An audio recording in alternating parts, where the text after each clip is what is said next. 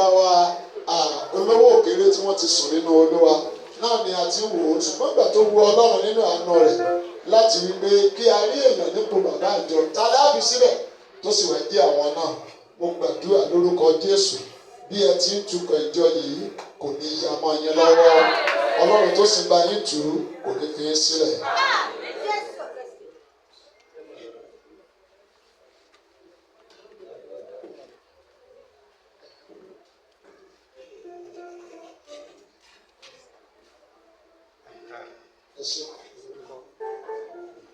Praise the Lord. Èmi alàgbà Olúgbénga Oyèyẹmí Àlàbí ní orúkọ ìdílé Ìbílọ̀kẹ́, mo ní oore ọ̀fẹ́ láti sọ ìtàn kúkúrú nípa alàgbà Emmanuel Ọládélé Ìbílọ̀kẹ́, ẹni tí Ọlọ́run ti yàn sípò alàgbà ṣùgbọ́n tó fẹ́ kọjá lọ sí ipò bàbá ìjọ láti máa darí láti máa ṣàkóso ìjọ yìí fún ìwọ̀nba ìgbà tí wọ́n bá lò nílé ayé, kí Olúwa kí ó ràn wọ́n lọ́wọ́. Kí gbogbo ìjọ pátápátá ẹ ṣe àmín. Alàgbà Ìbílọ̀kẹ́ ni a bí ní ọjọ́ 12 oṣù karùn-ún ọdún 1964. Ó lọ sí ilé ìwé primary school ní Ifẹ̀ South Local Government. Later, he proceeded to Igbeti Grammar School in 1982. He graduated and went to the Oyo State Cooperative College and graduated in 1985. He proceeded to the Polytechnic Ibadan and finished in 1998. Ambrose Ali University for the Masters in Business Administration and finished that one in 2024. His work experience. He started his career as a cooperative officer in Ogbomoso, where he was a cooperative inspector. He worked in Ogbomoso for several years and was transferred to Oke-Ogun, where he served as a senior cooperative officer in various places in Oke-Ogun. On the creation of Osun State, by birth, he is a native of Osun State, so he had to deploy to Osun State. And he was able to work in several unions and cooperative organizations, notably in the National Union of Norway Cooperatives, Norway, for more than 15 years. He worked there and he made a remarkable improvement in the cooperative services. He was the training officer in Wosona office. He was the chairman, Senior Staff Association, a committee member of the staff cooperatives, and the committee member of cooperative consumers, also state cooperative consumers. His extracurricular activities are trading and preferably politics. Allow me to mention that Dele Ìbílọ̀kẹ́ is a born politician. He politicizes everything. He can do anything, and he can go extra mile when it comes to political matters. Just because of our time, I want to stop at that. He is also into sports and visitation. He is a very hospitable, experienced, and very influential person. Retired, Mr. Eda Ìbílọ̀kẹ́ is married with children, majority of whom are also mothers today and fathers. He is blessed with such promising children, happily married, and having put up the required number of service in Osun State. He retired voluntarily in line with the ordinance of Osun State Ordinance in March 2020, and he has since been what he is. He's a man among men. He's a leader among leaders, and that is why God has directed the authority of this church to make him the patron of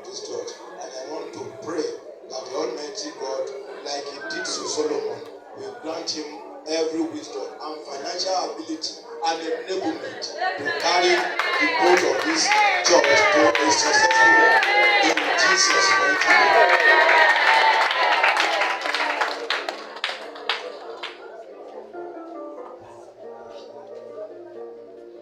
Praise the Lord. Hallelujah.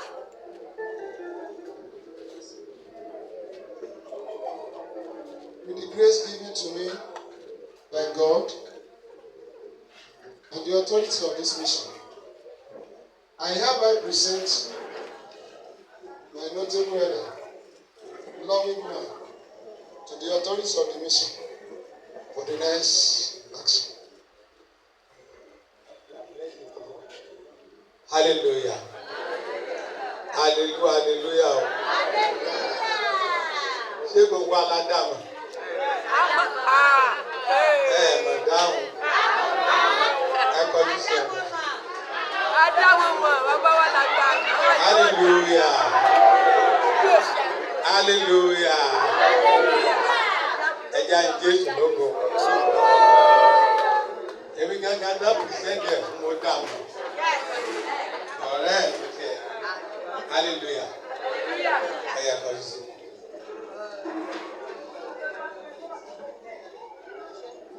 Ní pé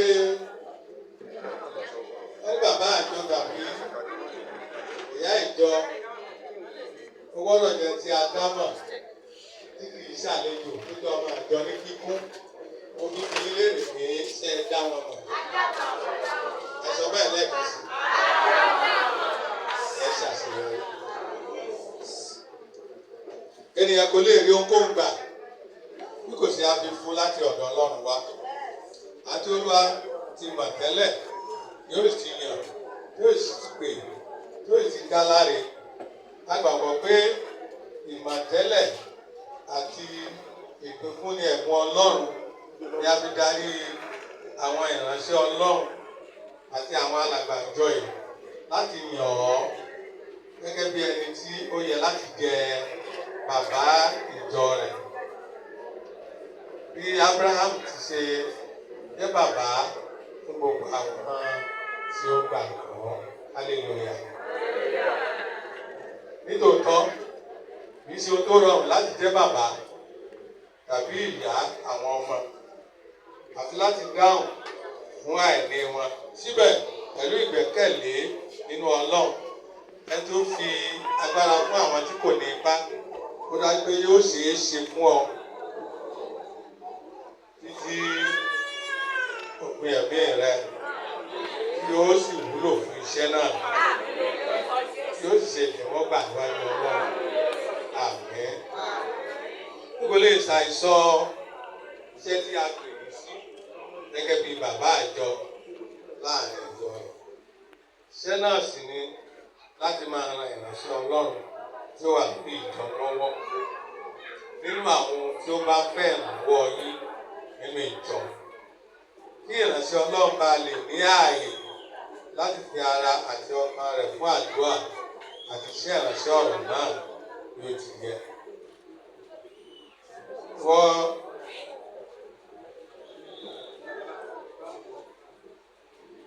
Ìwọ sì jẹ́ kí ó mọ̀ pé Ọlọ́run ni bàbá, ó sì ní ìyá àjọ rẹ̀ àti gbogbo orílẹ̀-èdè tí ó gba Ọlọ́run gbọ́ pẹ̀lú.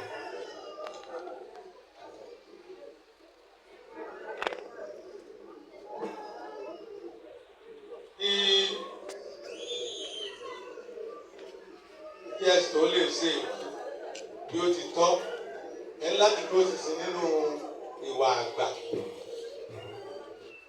Ẹ gbọ́dọ̀ dúró sísìn nínú ìwà àgbà, ìwà òtítọ́ àti àìrékọjá pẹ̀lú àdúrà. Èyí tí a ti rí lára rẹ kí a tó pè ọ́ sí ipò yìí. Kí ẹ bá lè jẹ́ àpẹẹrẹ fún àwọn tí a fi ń ṣe bàbá lé lórí.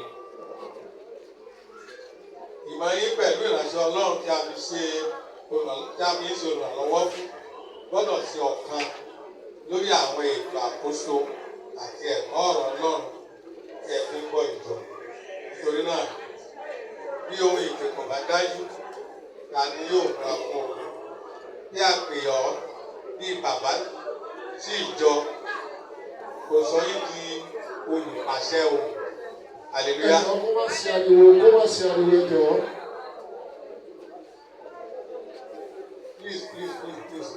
Please be patient. All the ushers, control the people, please. God bless you.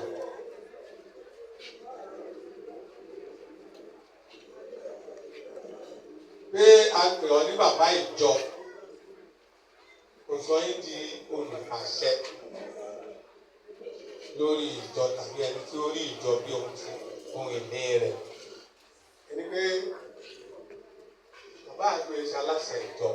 Ẹ̀jọ̀ àwọn ọmọ ìjọ tá a bá ti ní gbọ́dọ̀ àlejò èdè káàdì fún wọn. Ẹ pé inú mi ni mo ṣe ọgbọ́dọ̀ sí fún. Gbogbo àwọn ọmọ ìjọ èdè káàdì fún àwọn àlejò tó bá ti dé. Ẹ sì ṣe ọ̀gá àwọn ìránṣẹ́ Ọlọ́run.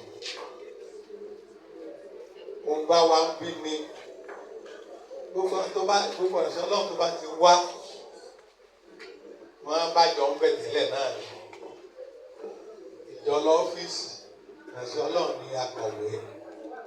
Ọ́fíìsì ní sí rẹ́yìn sọ́jà ń gbọ́ sọ́jà kan ìránṣẹ́ Ọlọ́run.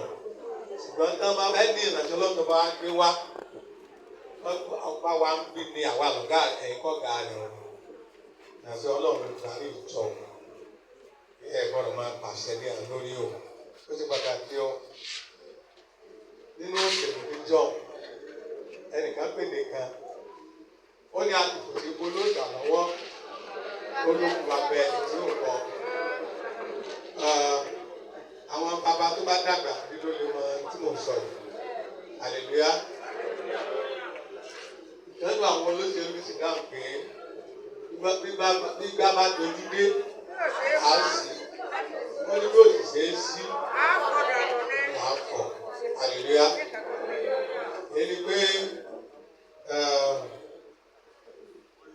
Ẹni pé bàtà ka ọgbọ̀n kan tó fáwọn alàgbà lẹ́ẹ̀kan wọ́n wá ń sọ fún wa nígbà tó kà nílẹ̀ pé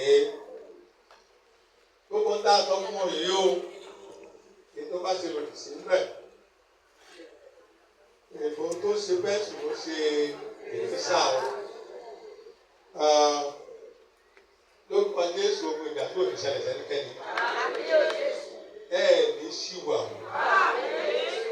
àmín. Kẹ́kọ̀ọ́ nípa ọba àwọn òye lámù ni hallelujah o.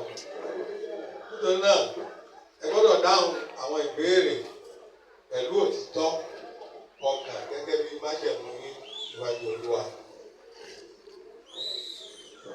Olúwa tí ó rí yín àtinú àtòlé jẹ́ ẹ ṣetán láti darapọ̀ mọ́ ìránṣẹ́ Ọlọ́run láti gbé ẹ̀kọ́ ìgbọ̀nró. Tí ó múra sí láti dáàbò bo àti gbé àwọn ẹ̀kọ́ ìgbàgbọ́ àti ìwé òfin ìjọ ró. Ó wá ṣetán láti pa àwọn ọ̀rọ̀ àṣírí gbogbo tí ẹ mọ̀ nítorí ipò yín nínú ìjọ láì ṣe alábàápín rẹ̀ pẹ̀lú ẹbí, ọ̀rẹ́, ará ìta. A máa ń ṣèpàdé ìjọ mi téèyàn ní jábọ̀ ní fúyàwó ẹ̀rọ. Hallelujah. Bàbá bò lè ṣe apẹ́ ṣọ́ọ̀ṣì tó bá wọn. À ń ṣèpàdé. Akílódé ó ṣe á le tó yẹn. Evangelist má kàn fún ọ. O ti gbọ́? Má kàn fún ọ. Wọ́n lọ wọ́n ṣèpàdé. God bless you.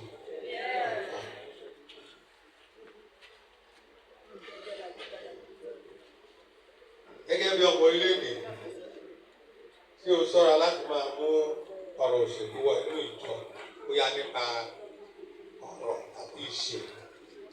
Ẹnikẹ́ni ló ní wá ṣọ́ọ̀ṣì, PDP lè wà bẹ́ẹ̀, APC lè wà bẹ́ẹ̀, SDP lè wà bẹ́ẹ̀. Báyìí bá jáde ṣọ́ọ̀ṣì o, tó bá fẹ́ campaign fáwọn èèyàn. Ṣùgbọ́n nínú ṣọ́ọ̀ṣì gbogbo wa iwájú Ọlọ́run la wà. Tẹ́ bá wá jáde o, bàbá wa ń wàásù ẹgbẹ́ tiẹ̀ fún yàn no problem. Ṣùgbọ́n nínú ṣọ́ọ̀ṣì gbọ́dọ̀ wáyé ẹ ṣe tán láti bẹ́ẹ̀. Torí nígbà tó ń ka kiri bẹ́ẹ̀ ní ìsìn wọn ní olóṣèlú pọ́nbélé ni ọ́. Nípa bẹ̀ ó mo sì láwọn èèyàn rẹ ní náà nísìnyí mo láwọn ọ̀rẹ́ wa àwọn ojúlùmọ̀ wa bẹ̀ nísìnyí yẹ pé olóṣèlú ni wọ́n yóò dára fún yín kálẹ̀ ní kàdé yọ̀ ń bẹ̀ kò sì ní burú fún yín ó dẹ̀ ṣàṣeyọrí àmín. Nípa bẹ́ẹ̀ nínú church lọ sí ọ̀rọ̀ òṣèlú pé ẹ máa jáde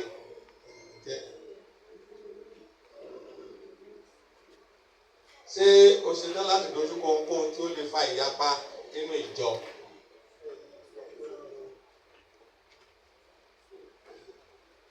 Ṣé o ṣe tán láti fi ìfẹ́ Kristi ṣe iṣẹ́ láàrin àwọn ọmọ ìjọ? Kó má ṣe ẹlẹ́yàmẹ̀yà. Nígbà kan kà lọ lẹ́ẹ̀kan wọ́n ní part Ọ̀ṣun part Ọ̀yọ́ àbí èmi náà mọ̀ bẹ́ẹ̀ sọ́wọ́n tó mọ̀ bẹ́ẹ̀ ọmọ Ìjẹ̀ṣà ni ọ́ ọmọ lálùkọ náà tó ní ọ́ ọmọ bẹ́ẹ̀ hallelujah hallelujah. Nípa bẹ́ẹ̀ kò gbọ́dọ̀ sí ẹlẹ́yàmẹ̀yà fún ìjọ lọ́wọ́ pẹ̀lú yóò. Ṣé o múra tán láti jẹ́ àpẹẹrẹ bí adarí nínú ìwà àti nínú àwọn ohun ti ẹ̀mí láàrin àwọn ènìyàn mímọ́? Bẹ́ẹ̀ni, kí n bá tó ràn mí lọ́wọ́. Ṣé o ṣe tán láti máa ṣe ọlọ́kàn líle tàbí aṣètinú ẹni lórí dídá ìpinnu ṣe lórí ohun tí ó kan gbogbogbò? Bẹ́ẹ̀ni, kí n bá tó ràn mí lọ́wọ́. Sọ̀rọ̀ pé inú Ìjẹ̀ṣà lè gẹ̀. Hallelujah. Hallelujah. Ẹ̀gbọ́n ló gbọ́dọ̀ láàyè. Ìwé ìṣẹ́ láàrin Ìjẹ̀ṣà lẹ́yìn òkè. Ọlọ́dún méjì àbọ̀ ní ẹ̀rì òkè náà. Nípa bẹ̀ agbọ́dọ̀ panú líle o bí àkí ẹlẹ́ran agbọ́dọ̀ ṣe kíni o ká ṣiṣẹ́ kankan ká ní inú tó tẹ́ inú tó ṣe kíni o tó tẹ́. Nígbà tí gbogbo èèyàn bá lè kàn báyìí ká ṣe. Èmi bí bàbá àjọ o dáṣe ni o. Gbọ́dọ̀ bẹ́ẹ̀ bẹ́ẹ̀ ìfẹ́ Ọlọ́run ká lè ṣe ìgbàlú wa pẹ̀lú àmín.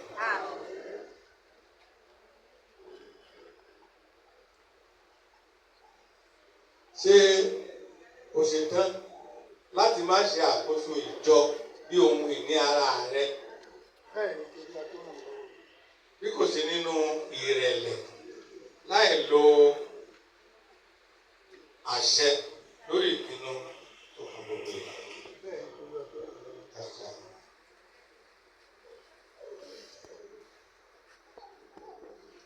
Ẹ̀kọ́ ní sí ọ̀la ẹ̀kọ́ kẹ́lẹ̀. Mo tún kílé rè mo ń ṣe ẹ̀ máa bàbá yìí dáadáa. Ọ̀la kí ló ń bọ̀ rẹ̀?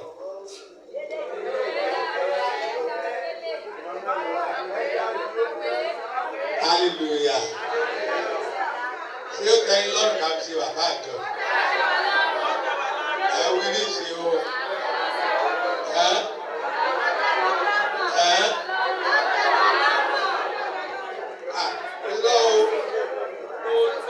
Hallelujah o. Alága tó wá fi ṣe ó sọ bọ́ọ̀rẹ́ ẹ̀hún ni lójú ògbélé alórí. Ó ti sọ bọ́ọ̀rẹ́ ẹ̀hún ni kò tí ẹ̀ bí alérè kankan ló kàn gbélé alórí ni. Ṣé ó tẹ́yìn lọ́rùn?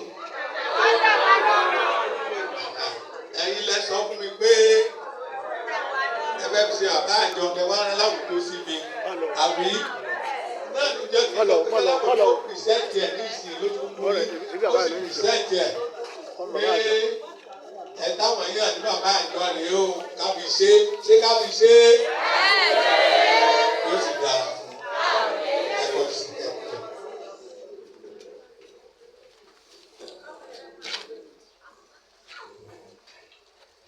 Ìjẹ́ níwọ̀n bí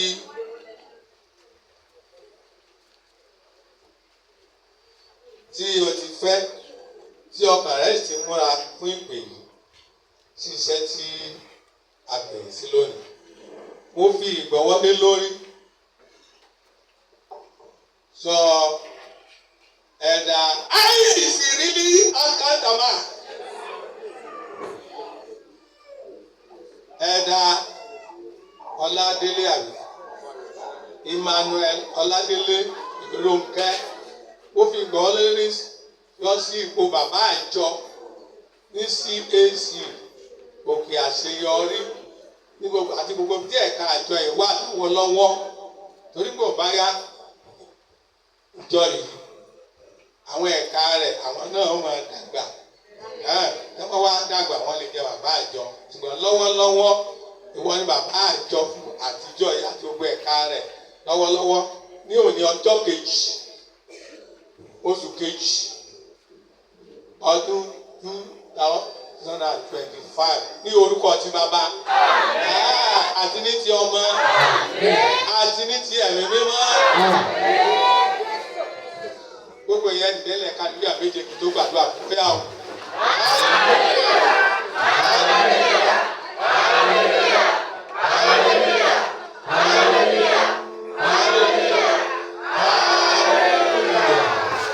Orúkọ Jésù ẹ má di ìjókòó gbogbo ilẹ̀ ẹ̀ náwó sí pé kò gbọ́dọ̀ ṣiṣẹ́ nínú ipò yìí kò sì gbọ́dọ̀ ṣàṣetì kí Ọlọ́run kó ràn lọ́wọ́ Jésù má bà nǹkan rẹ̀ jẹ́ gbogbo tó ti ní tẹ́lẹ̀ ká tó fi sípò yìí kó má ṣe bàjẹ́ mọ́ lọ́wọ́ gbogbo Ọlọ́run kò ṣe fún gbogbo má ṣe dènà rẹ̀ ó yẹ sọ́dàdúrà.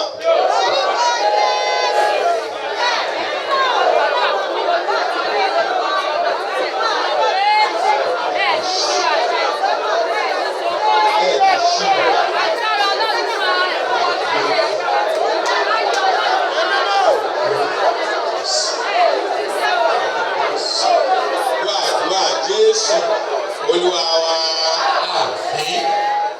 tí àwọn ọmọ rẹ̀ bá ti dé ká jáde síwájú gbogbo ọmọ rẹ̀ tó bá ti wà ní ọjọ́ síwájú. Ó yẹ wá kájú gbàdúrà.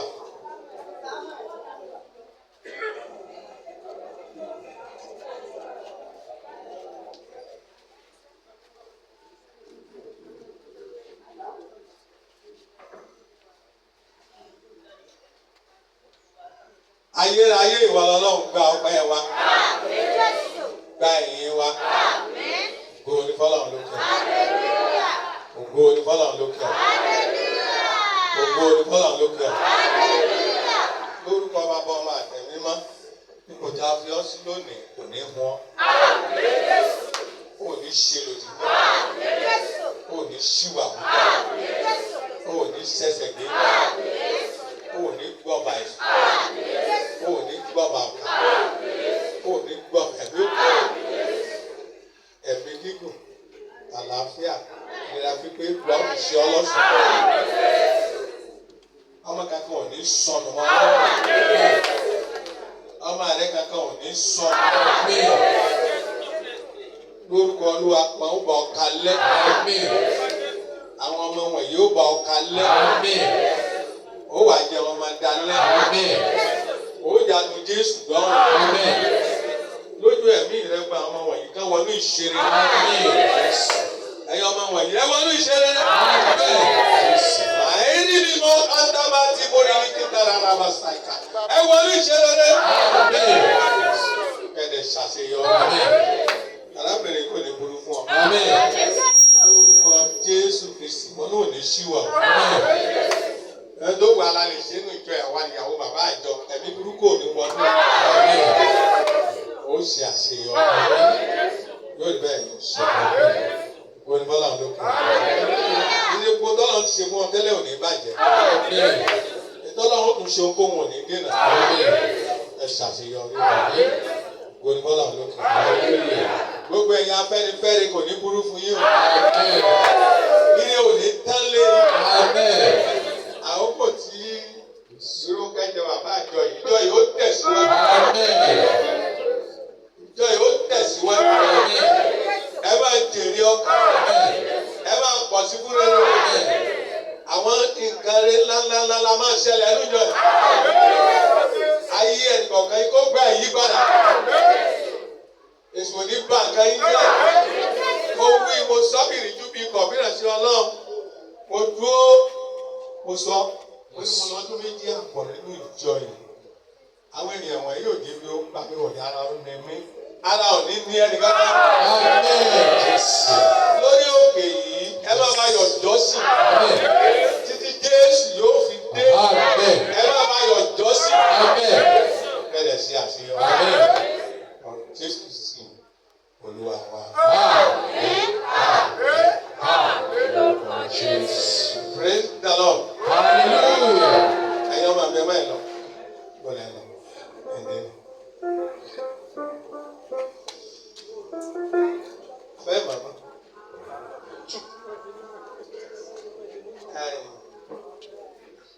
Congratulations.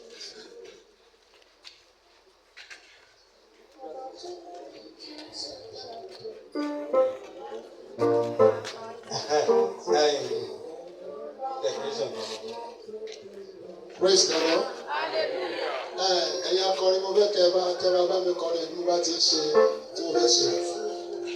Olórí ayé ti sọ̀rọ̀ mi dayọ̀, mo dúpẹ́ ilé Jésù tó fọwọ́ tẹ́lẹ̀. Olúwa ṣeun. Alágbára gíga ti sọ̀rọ̀ mi dayọ̀. Mo dúpẹ́ ilé Jésù tó sọ̀rọ̀ mi dayọ̀. Olúwa ṣeun. Olórí ìbírò dájú bá mẹ́jọ.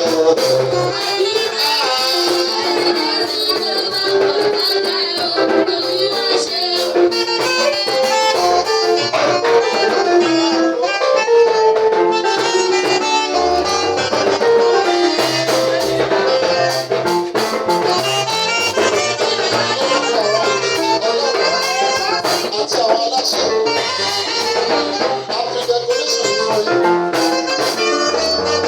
Gẹ́gẹ́ bí bàbá ìjọ yìí láti òní lọ.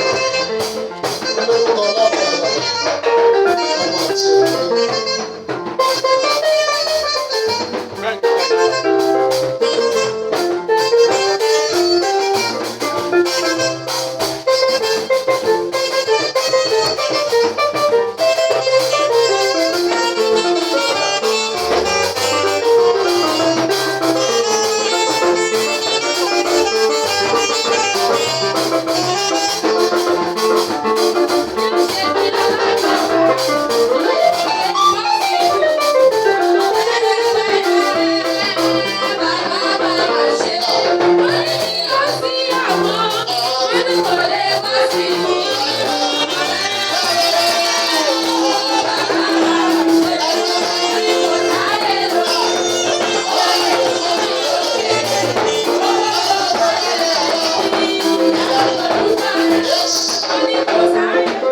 Alágbára aláwọ̀ ọlọ́run ìyanu ni. Wọ́n fi kò sáyè lókè. Bàbá ló kù sílẹ̀ o. Ó ṣiṣẹ́ nínú agbára. Ọlọ́run ìyanu. Ọlọ́run ọlá. Wọ́n ní kò sáyè lókè.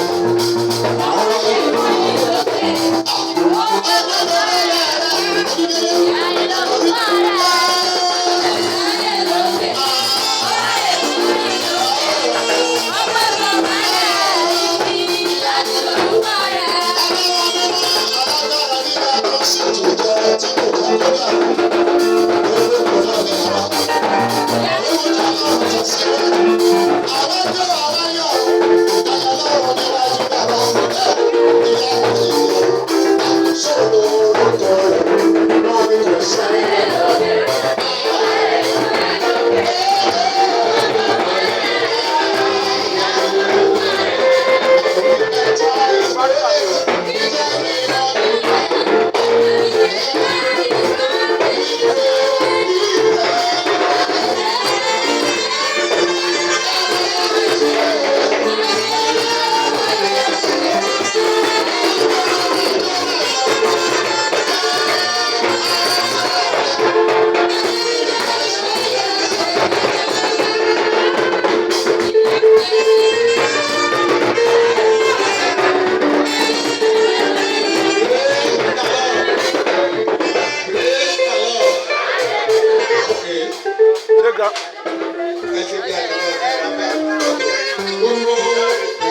Lọ́wọ́ ẹ̀kọ́ lọ́wọ́ ẹ̀kọ́ lọ́wọ́ ẹ̀kọ́ jáde.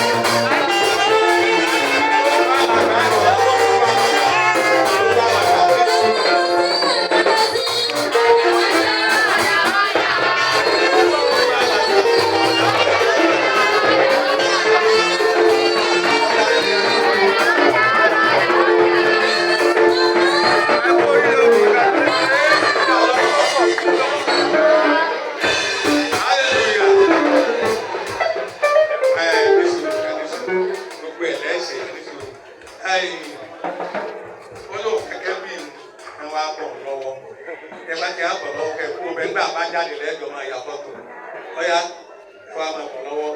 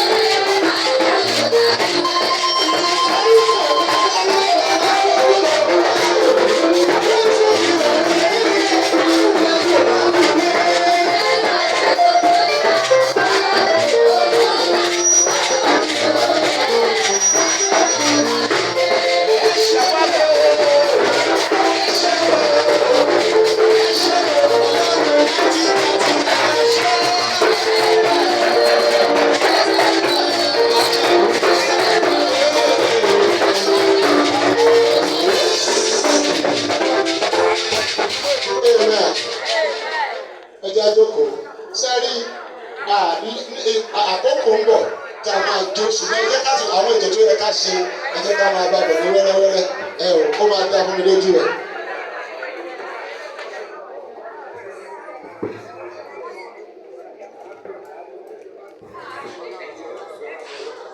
òkè wọn làwọn ìránṣẹ́ Ọlọ́run kan láti wá wọn bàbá àjọ tuntun lọ́wọ́ so báyìí ẹ jẹ́ kí á máa bọ̀ àtàwọn evangelist so.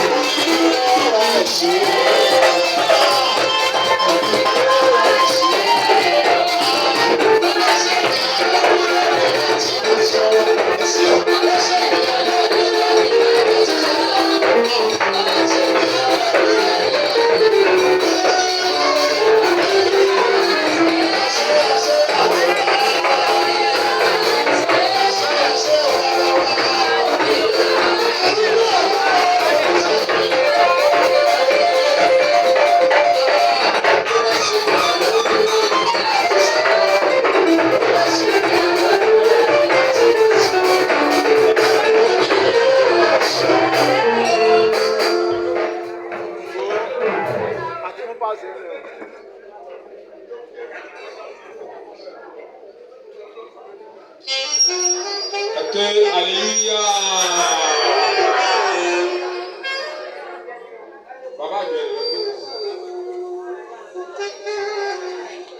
tó kọjá sínú